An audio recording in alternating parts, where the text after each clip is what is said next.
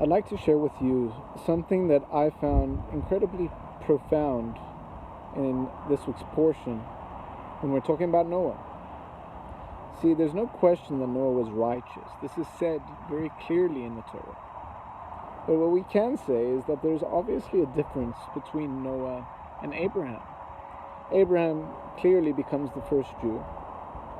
And Noah, while righteous enough to be saved, there must have been some differentiating factor between him and Avram.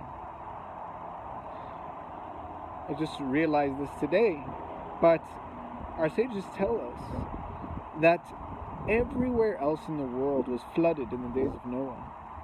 Everywhere except the land of Israel. Which brings up the question, why didn't God command Noah, instead of building an ark, why didn't he command him, hey, there's about to be a flood, grab your family and go to Israel? You could have a refuge over there. Obviously, for whatever reason, Noah wasn't supposed to be in Israel, couldn't get to Israel. Avram, we know, actually traveled in Canaan. He was actually in Israel.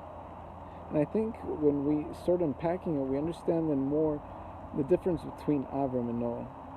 The Zohar tells us that after Noah comes out of the ark and he sees the devastation and he cries, and God says to him, you silly man, in a way.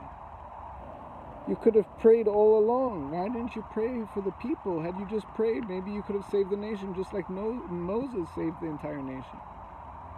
This was one of the differences between you, Noah, and Avram. Avram knows how to pray. And prayers make miracles.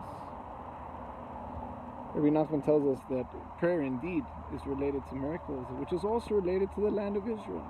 Because all are beyond space, beyond time, transcendent.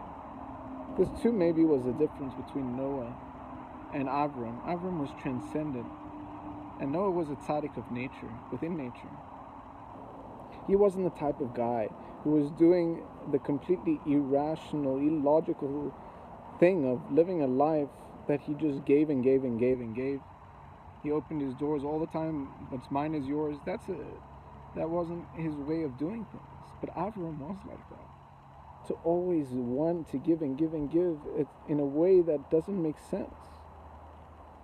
This is the difference between perhaps the tzaddik of Avram and the tzaddik of Noah. The tzaddik of the land of Israel. The tzaddik that's not in the land of Israel. The one that understands the power of prayer, the importance of prayer, prays for others, acts in a way towards others that is beyond nature. And from this, I think we can learn a great deal.